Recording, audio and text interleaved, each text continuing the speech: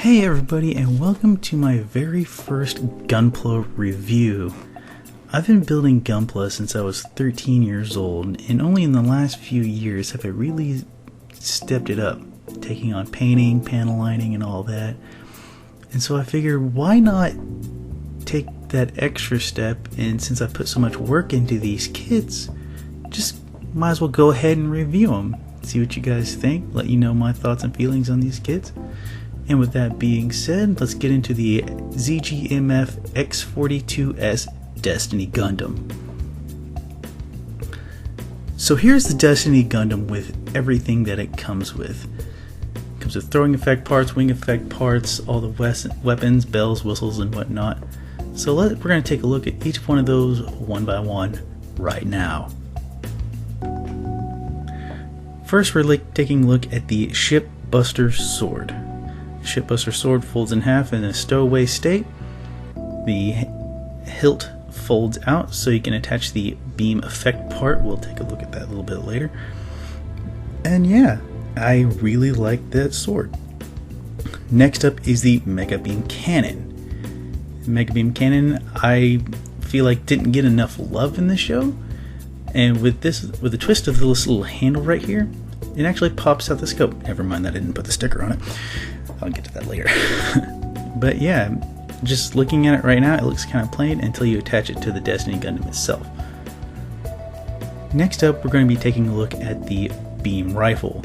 The beam rifle that originally came out of the package was just all gray, and I have the real grade, and I feel like the real grade had that extra bit of color, and so I did that with this rifle.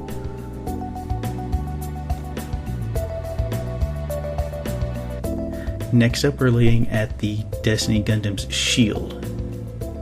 I feel like this shield it does the job. It's small, it folds and it extends out and in, it's whatever. Next up, we have the open palm hands. And then it comes with a single holding hand for the right hand. And then we get two beam boomerang or beam saber handles, whichever you like to call it. And then we get two throwing effect parts for the beam boomerang. These actually came off the runner as clear, and so I took a little bit of Alclad hot metal blue and sprayed it on to give them just a little bit more life. Next up, we'll be having a look at the beam shield. This actually came out of the box painted like this, and no other work needed. Next, we have the hand shooting effect part for the Destiny Gundam. Again, this came in clear, so I added a little bit of blue, and it really helped it catch that light, so it really looks good. Now it comes with two short beam boomerang effects and two beam saber effects. And then finally it has a single beam effect for the Shipbuster Sword. What I really like about these beam effect parts is they have a little bit of glitter in them, so it has a little bit of a shimmer when it catches the light. And the color they chose, it's more of this neon pink, so when you get it in the right light, it looks like it almost glows, and I really like the way these effect parts look. It really brings life to these weapons.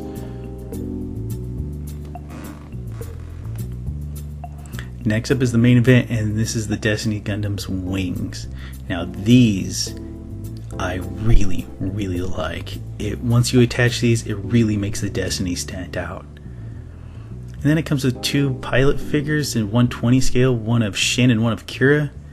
The one of Shin I have fully painted. The one of Kira I started and then just threw in the bag because I couldn't be bothered to finish it.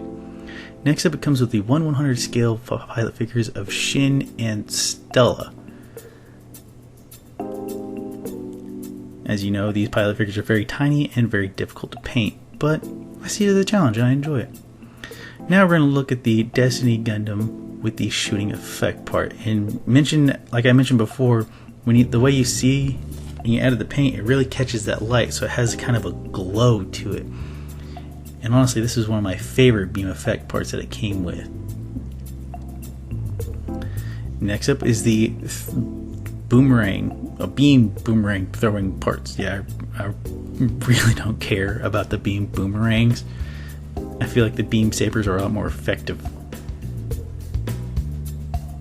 You can see the blue really helps it give it a little bit more life than that standard clear.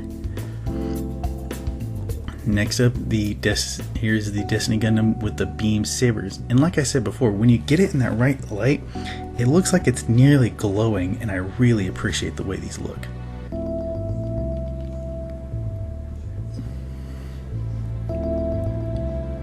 Next, we're having a look at what it looks like with the beam rifle and basic shield that it comes with. And for this, I kind of wanted to imitate what my motorcycle pipe looked like, that heated titanium. Again, rifle, shield, not a whole lot. Here's what it looks like with the beam shield on it, and I feel like the beam shield does a lot better job at giving this kit life. I think it looks a lot better than the basic shield that it comes with.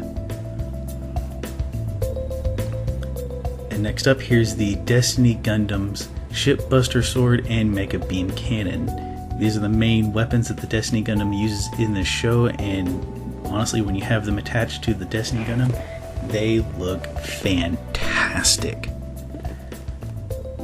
I just really appreciate the way I painted it.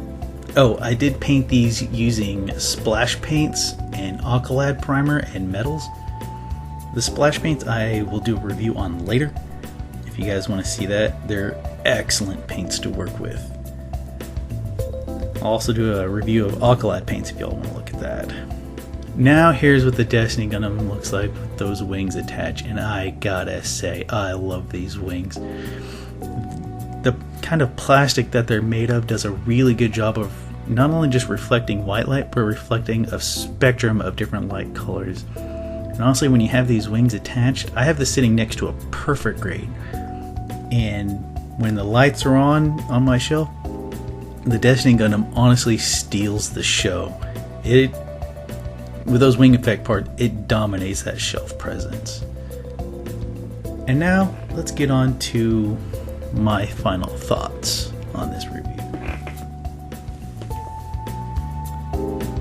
So like I said before, I painted this kit with the splash paints, and they are really easy to work with, especially in an airbrush. And for the more metallic areas, I used the Alkalad metals, and Alkalad metals have always been really great.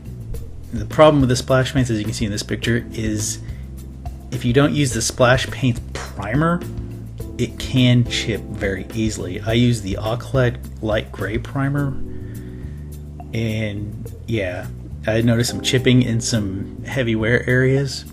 So yeah, I'm gonna try out the splash paints primer next and see how that does.